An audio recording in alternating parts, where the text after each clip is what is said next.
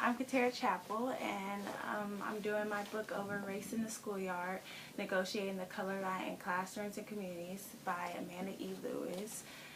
This book is really good. I suggest all teachers, no matter what subject you decide to teach, English, history, science, to read this book. It's pretty good.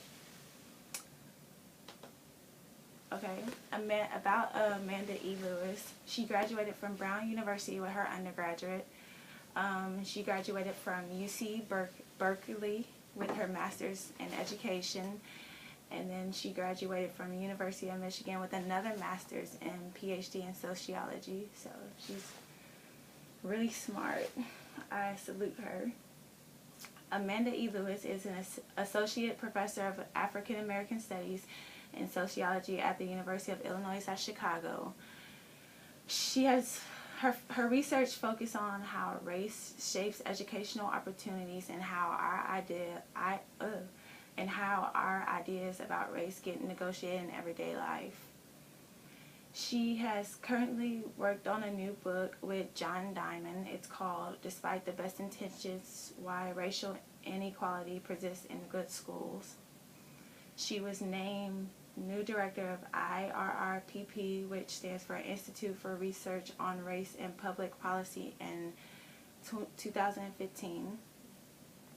Like IRRPP, Professor Lewis is dedicated to issues of racial justice, institutional change, and engaged scholarship. So she has done some awesome things. Some important terms that we should know during this presentation. The first one would be race. Race is the concept of dividing people into populations or groups on the basis of various sets of physical characteristics. So I've only dealt with racism like one time in my life, if it was even that. I could remember when I was in middle school and I played AAU basketball, which is like basketball during summer, and we traveled to a city or a little town called Georgetown, Texas. It's in Austin, Texas. And Georgetown is known for its wealth and its and its togetherness. This allowed this town to feel like they were above others. So I had a tournament, and my basketball team that I played with during the summer was mostly black. So we had one white girl, and Georgetown team was mostly white. And as the game went on, it was a very good game. It was aggressive, but then as we started winning, you could see them. They were starting to play more aggressive. They were being rude. They started calling us out our names. They started calling us racist names. And even the parents in the stands were being rude and calling us different racist names. I think this problem occurred because we were a black team actually beating them, and they felt that since they have all the money, or that they have all the money in the places they live, that they were above us, that shouldn't happen. And then watching them play against other teams that were white, they just played different. So that just made me believe that racism still exists in that town. The other term that we're going to talk about is race inequality. It refers to social advantages and disparities that affect different races within the United States. And then racial injustice is when people are denied rights based on their race or racial background. So there's one more term that was used in the book that I should have put on here. Multiculturalism is the support of several distinct cultural or ethnic groups within a society. So I feel like multiculturalism should be used more in classrooms. Some ways that you can use multiculturalism would be getting diverse staff, not just all white teachers or not just all black teachers teaching at school. You should get a diverse group of teachers, white, black, Hispanic, Asian, just have a different type of culture that teaches different students. Another would be single group studies. So focusing on one group at a time would help with multiculturalism.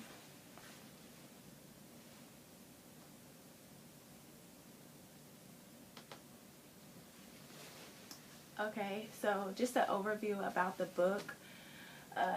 As you could tell, the book is mainly about race in classrooms, from the name of the book, Race in the Schoolyard. The book is about an exploration of how race is explicitly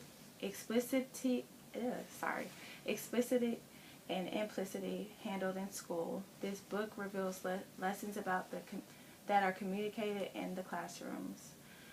So Amanda Lewis basically the book is basically observations of her going to 3 different Southern California schools. She went to 1 white suburban school and then 2 multiracial urban schools. She interviewed parents, she interviewed the staff, she interviewed students, just to see how they felt about race. I can remember in the book when she went to the white suburban school and she interviewed a parent, their attitude towards race was based on like they just don't believe, they don't see, basically that they don't see color because the people in their neighborhood are all white basically. And one parent talked about how she wouldn't want her daughter marrying someone of another color, and that's even happening in today's society. People have problems when you see interracial couples, when you see a black woman with a white man or a white man married to a black woman. There's people always seem to talk about that.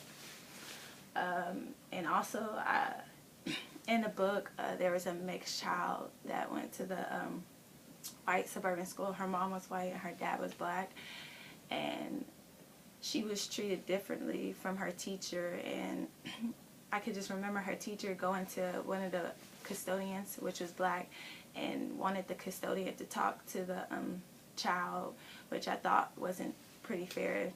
You want the black custodian to talk to the child because the black lady's black.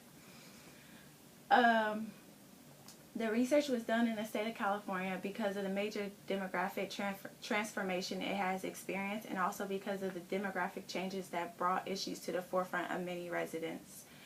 Race also played a large role in California since the early 1990s. You could think of the Rodney King verdict or the O.J. Simpson trial. All that happened in California.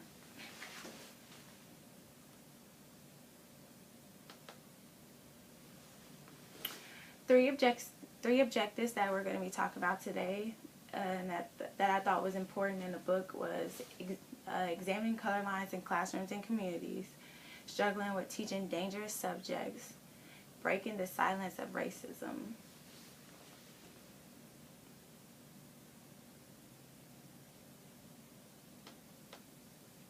Okay, I thought this was a cool question that was even asked in the book, and it is on the back of the book. Could your kids or students be learning a 4th R at school? Sorry, that's supposed to be at school. Reading, writing, arithmetic, and race. The first 3, as you can see, are basically our core courses that we automatically learn in middle school, elementary school, and even in high school. But in today's society, teachers find themselves in a very diverse classroom. You have different races, and it's no longer just about reading, writing, and how to work and solve math problems, or even about science. If we want students to be knowledgeable and principled, they must understand who they are and who others are, and that we are all one, and that we are all valued. So I just thought that was a cool question.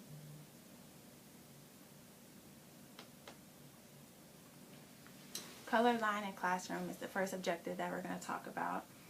Why is race a lack of discussion in classroom? In the book, many teachers didn't even want to bring up race or even talk about race. I feel like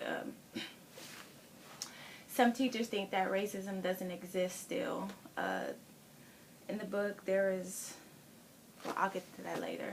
And then number 2 is Some teachers have an unconscious bias, which refers to a bias that we are unaware of. It happens outside of our control.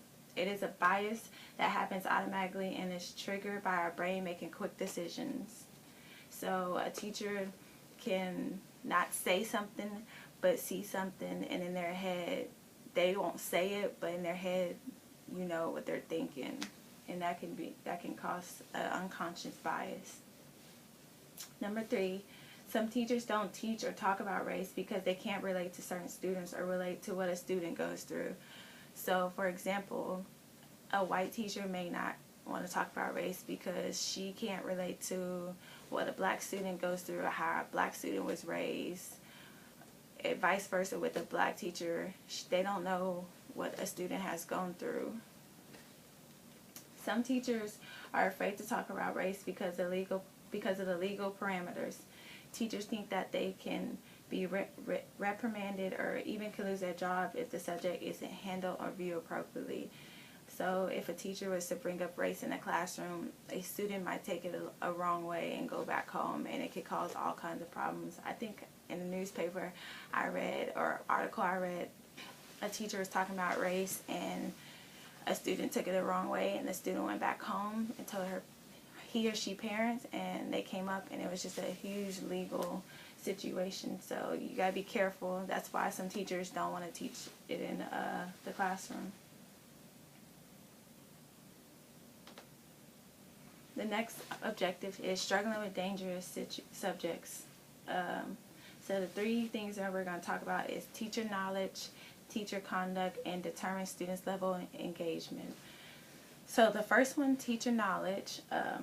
The teacher needs to make sure that they understand what they are teaching, and it's imperative that they have an in-depth professional training on how to deal with diversity.